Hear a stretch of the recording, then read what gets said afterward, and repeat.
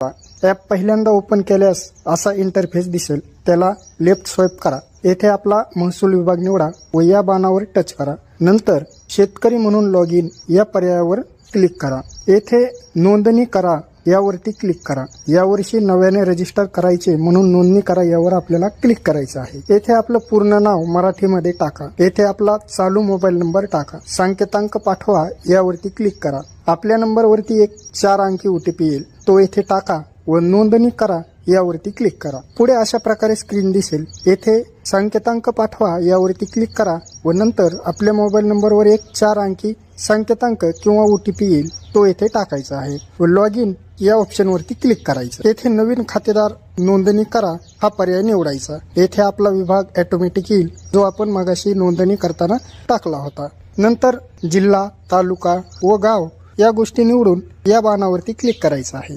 पुढे येथील गट क्रमांक आपल्याला इथे टाकायचा आहे व शोधावरती क्लिक करायचं आहे। पुढे त्या गट क्रमांकातील सर्व खातेदार किंवा शेतकरी यांची नावे येतील। यातून आपले नाव शोधायचं व त्या नावावरती क्लिक करायचं आहे व या बाणावरती क्लिक करायचं। अशा प्रकारे मेसेज या ठीक आहे वरती क्लिक करायचं। पण पीक माहिती नोंदवा हा पर्याय निवडायचा आहे। त्यानंतर येथे खाते क्रमांक निवडा यावरती क्लिक करून खाली गट क्रमांक निवडा।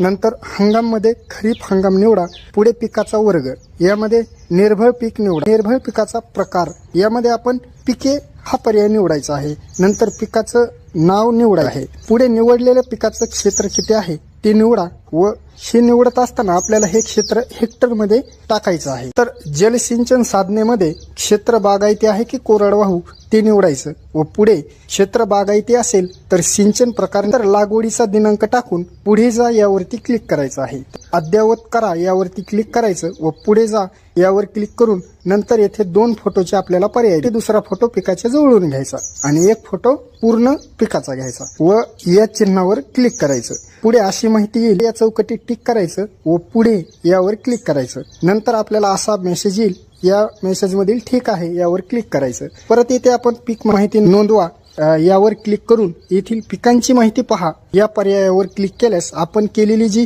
पीक पाहणी आहे ती संबंधित खातेदाराची पीक पाहणी येथे आपल्याला दिसेल। दिलेली जर माहिती दुरुस्त करायची असेल तर येथे दुरुस्त करा यावर क्लिक करून आपण ही माहिती पीक पाहणी केल्याच्या नंतर 48 तासाच्या आतमध्ये ही माहिती आपण दुरुस्त करू शकतो।